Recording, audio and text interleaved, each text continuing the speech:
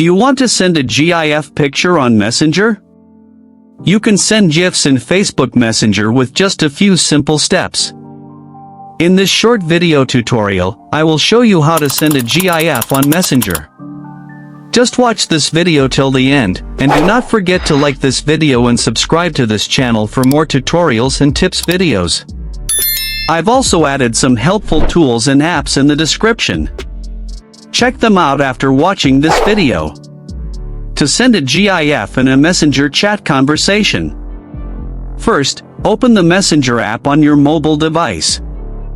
Once you are in Messenger, scroll through the chat list and open the conversation where you want to send a GIF.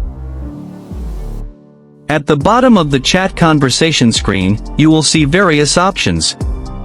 Look for the emoji icon or sticker icon at the bottom of the screen and tap on it.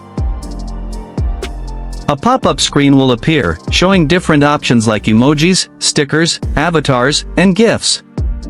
Find and tap on the GIF option. Now, you will see a list of GIFs available in the Messenger library. You can scroll through the trending GIFs or use the search bar to find a specific one. Once you find a GIF you like, tap on it, and it will be automatically sent to your friend or group chat.